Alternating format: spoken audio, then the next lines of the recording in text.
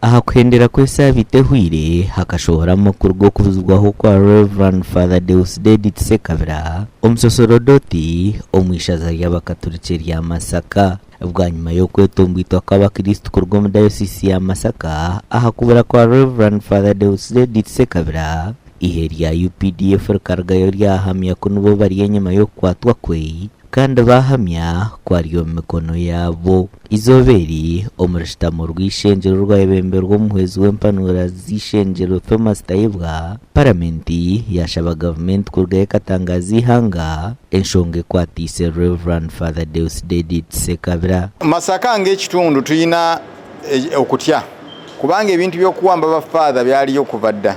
Myaka gy'ensanvu bawamba Father Kid okumujja ku katuuti ekitovu ne bamutwala ne bamutta. N'olwekyo twewuunya nnyo ng'embeera bw'eti ekomyewo mukadde kana ak'okulonda. Okutiisatiisa kungi ate wawulira n'omukule ne Mwami Museveni abadde ayogera buli kaseera Catholic Church tempagira ye nga bw'alowooza bw'atyo. Omanyi oyo ayogera amazima alowooza tebamuwagira. Kakati kyensonga y'emu era eriwo olaba nti kati bakutte Father mu ngeri emenya amateeka. Byasooka mbaganda bafa abasiraamu ne bakwata ba imaamu ne bakwata ba sheyi omuntu atukanga n'okubeera n'ekirevu lutalo. Kati bafaadha nabo bali mu kweraliikira abamu basanga ne kola bazitadde mu nsawo nga bate bagamba kakati kati kikwata bafaadha batandise okwekweka.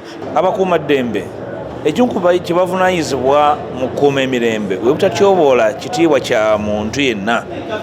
Olaba n'omusibe ali mu kkomera era alina okuyisibwa ng'omuntu ekitiibwa kye kisigala ng'akirina. Omusaseridoti ne bw'oba omukutte si muntu wa bulijjo kubanga alina enjawulo ku ffe, n'olwekyo ne bw'abaziza omusango engeri gy'omuyisaamu eraga nti omuntu gw'okuttaziza omusango niwe omulekedde ekitiibwa kye.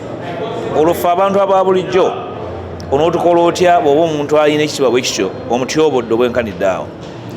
N'ekyo tulina okuyigiramu bye tuyiseemu ffenna nti wabeerawo omuntu yenna nga batyobeddwa eddembe lye buli muntu aveeyo ayogere. Omuhoreza wa Gavumenti Honorable Kiryo Wachonka yahamya ko ihe rya UPDF niryo ryine Rev Fr Deusdedit Ssekabira kandi okutwarwa mu mbuga z'amateeka eshaha yonna. On the violation of the laws and the manner of arrest, leader of opposition, you're correct. It should be done properly in accordance with the law. And if they are arrested, they should be put in lawful custody and presented in court. And if that is not done, it is definitely unlawful.